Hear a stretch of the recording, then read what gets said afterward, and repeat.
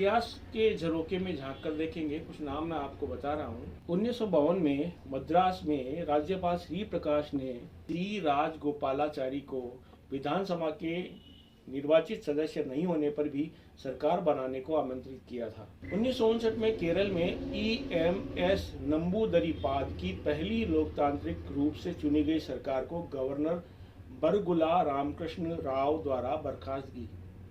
1967 पश्चिम बंगाल राज्यपाल धर्मवीर ने संयुक्त मोर्चा की सरकार को बर्खास्त कर दिया था। 1970 फिर 3 साल बाद पश्चिम बंगाल में राज्यपाल की विवेकाधीन शक्ति का फिर दुरुपयोग हुआ। राज्यपाल थे शांति स्वरूप धवन। 1982 हरियाणा के राज्यपाल गणपति राव देवजी राव तापसे। 1984 आंध्र प्रदेश राज्यपाल रामलाल। 1988 कर्नाटक राज्यपाल P वेंकट सुब्बैया। 1994 गोवा राज्यपाल थे भानु प्रताप सिंह। 1996 में गुजरात में भाजपा के CM सुरेश मेहता के बहुमत साबित करने के बावजूद राज्यपाल कृष्णपाल सिंह ने राज्य में राष्ट्रपति शासन की सिफारिश करते हुए तत्कालीन PM HD देवगौड़ा को रिपोर्ट भेज दी थी। फिर नाम आता है 1997 में उत्तर प्रदेश में राज्यपाल रमेश भंडारी। 2005 बिहार में राज्यपाल बूटा सिंह ने बिहार विधानसभा भंग करने की सिफारिश की थी।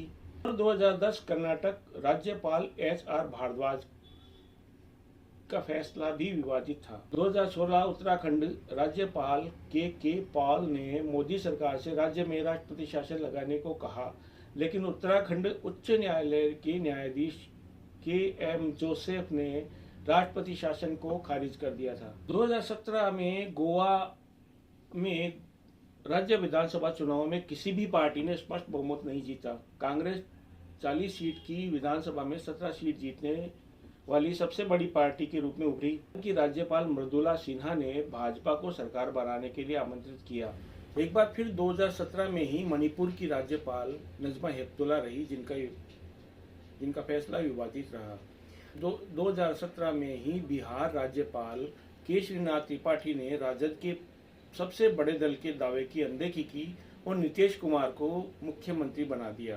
18 में एक और नाम है 2018 में मेघालय के राज्यपाल गंगा प्रसाद, जिनका फैसला भी विवादित रहा। व्यापम घोटाले में फंसे राम नरेश यादव को राज्यपाल के पद से इस्तीफा देना पड़ा। राम नरेश पर वन रक्षक भर्ती परीक्षा 2013 में हुई गड़बड़ी में शामिल होने का आरोप है। इससे पहले भी कई राज्यपालों ने अपने पद की गरिमा को ठेस पहुंचाते हुए ऐसे कई कारनामे किए हैं जो बेहद शर्मनाक रहे हैं। एक नाम उनमें ND तिवारी का भी है। पंडित दीनदयाल उपाध्याय शेखावाटी विश्वविद्यालय के 5वें दीक्षांत समारोह में राज्यपाल एवं विश्वविद्यालय के कुलाधिपति हरिभाऊ वागड़े की अध्यक्षता में कार्यक्रम के दौरान कुछ छात्र नेताओं ने भगवाकरण का आरोप लगाते हुए हंगामा कर दिया। शेखावाटी विश्वविद्यालय पर यह आरोप पहले भी लगते रहे हैं, मगर राज्यपाल की मौजूदगी में कुछ छात्रों ने नारेबाजी शुरू कर दी।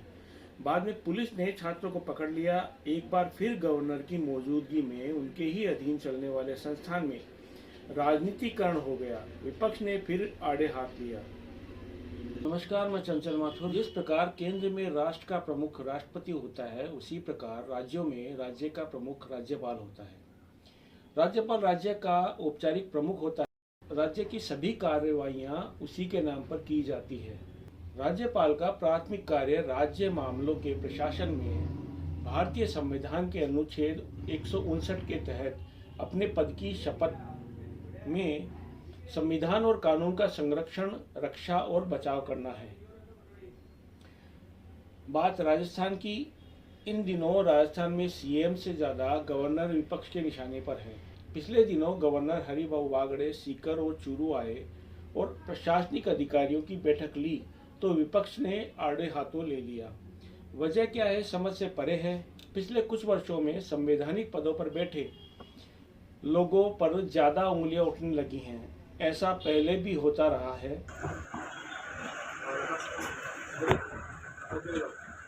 जिलाध्यक्ष हैं भारतीय जनता पार्टी। ये मंडल अध्यक्ष BJP, ये मंडल अध्यक्ष।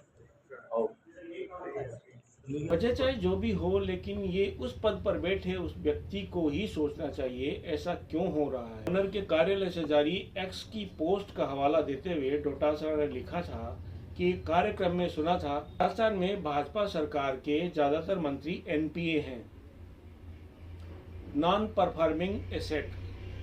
लेकिन राजभवन से जारी यह ट्वीट देखकर लगता है कि पूरी सरकार ही एनपीए है। डोटासरा ने आगे लिखा, भाजपा सरकार की नाकामी एवं अकर्मण्यता की वजह से मंत्रियों का काम महामहिम राज्यपाल को करना पड़ रहा है।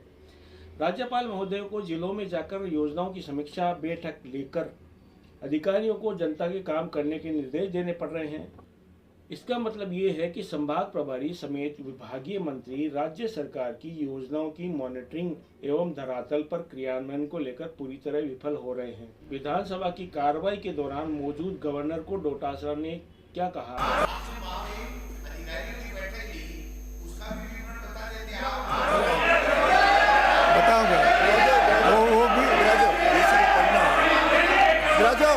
पूर्व राष्ट्रपति रामनाथ कोविंद ने कहा था कि राज्यपाल राज्य का संरक्षक और मार्गदर्शक के रूप में कार्य करता है और देश के संघात्मक ढांचे में महत्वपूर्ण भूमिका निभाता है। उन्हीं दिनों में महाराष्ट्र के राज्यपाल द्वारा की गई कार्रवाई ने देश में राज्यपाल के पद को जांच के दायरे में ला दिया था। महाराष्ट्र में मुख्यमंत्री द्वारा ली गई शपथ और बहुमत सिद्ध करने से पूर्व इस्तीफे के पूरे घटनाक्रम में राजभवन विवाद का केंद्र बना रहा था। बीबीसी ने लिखा है, सुप्रीम कोर्ट के फैसलों पर सरकारों ने ज्यादा ध्यान नहीं दिया। नतीजा ये रहा कि राज्यपालों की कलंक कथा में नए अध्याय जुड़ने का सिलसिला जारी रहा।